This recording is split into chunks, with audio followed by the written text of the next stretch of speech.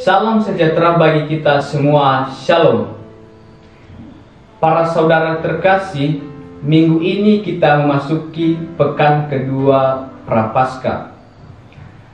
Bacaan Injil hari ini diambil dari Lukas bab 9 ayat 28b sampai 36 yang mengisahkan tentang Yesus dimuliakan di atas gunung. Peristiwa Yesus yang menampakkan kemuliaannya ini dikenal dengan istilah transfigurasi. Seperti biasa, Yesus pergi ke tempat yang sepi dan jauh dari keramaian, yakni ke atas sebuah gunung untuk berdoa.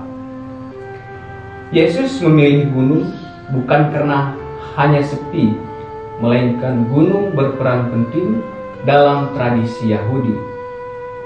Gunung merupakan tempat Allah menampakkan diri. Musa melihat kemuliaan Allah di Gunung Sinai, sedangkan Elia di Gunung Hebron. Ketika Yesus sedang berdoa, rupa wajahnya berubah dan pakaiannya menjadi putih berkilau-kilauan. Manusia tidak dapat mengungkapkan apa yang sesungguhnya terjadi. Hal ini menegaskan bahwa transfigurasi Yesus bukan perbuatan manusia, melainkan karya Allah. Yesus pun tampil dalam kemuliaan bersama Musa dan Elia. Musa kita kenal sebagai pemberi hukum Israel dan Elia sebagai pembaharu segala sesuatu. Mereka mengabdi kepada Allah dan menderita demi Allah. Penderitaan mereka merujuk dan menjadi pralambang penderitaan yang akan dialami Yesus.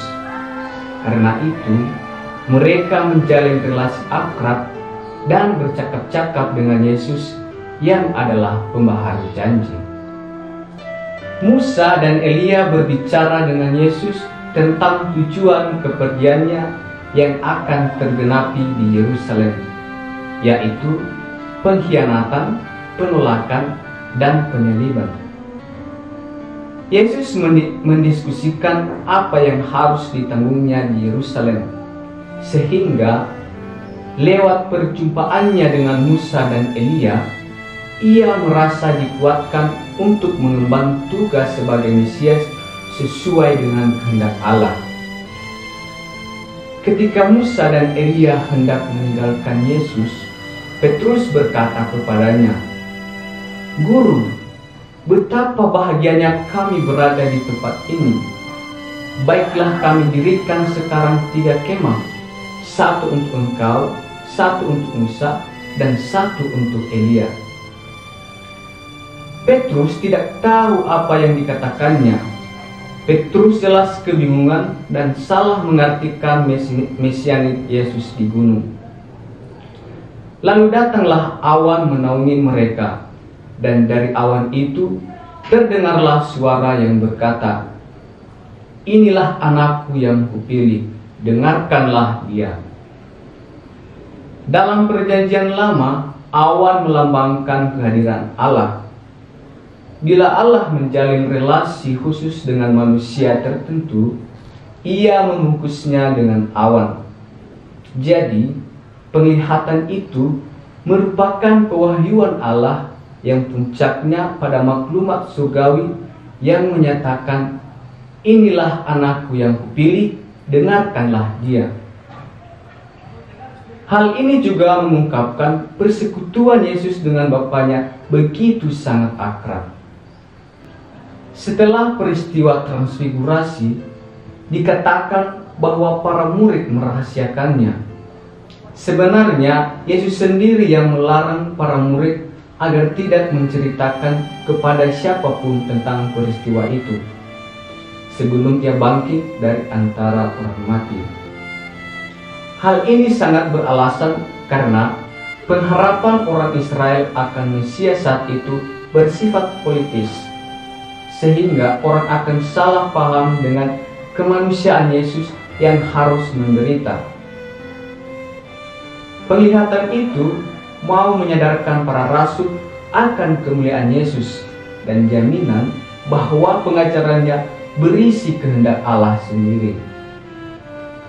Karena itu, peran Musa dan Elia tidak diperlukan lagi, sehingga mereka menghilang, dan pewahyuan Allah akan terjadi hanya dalam diri Yesus saja lewat kematian dan kebangkitannya. Untuk itu, Yesus sendiri harus menempuh jalan salibnya dan tidak perlu kemah sebagaimana ditawarkan Petrus, sebab kemah yang menjadi tempat kemuliaan Allah adalah diri Yesus sendiri. Para saudara terkasih, seperti Yesus yang taat kepada Allah, yang rela menanggung salib, kita pun juga hendaknya taat kepada Allah, sehingga segenap kelemahan dan ketidaksempurnaan kita menjadi pintu bagi Allah untuk memasuki kehidupan dan mengubah kita.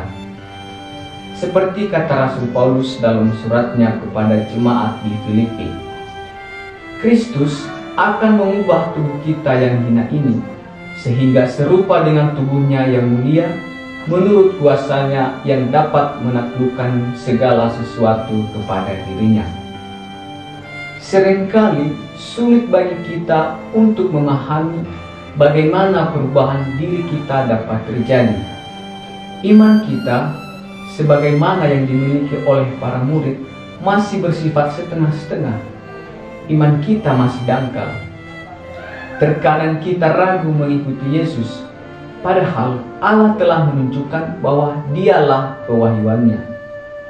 Namun, dengan memusatkan perhatian kita kepada Tuhan Yesus Sang Juru Selamat, tubuh kita yang hina akan menjadi mulia. Amin.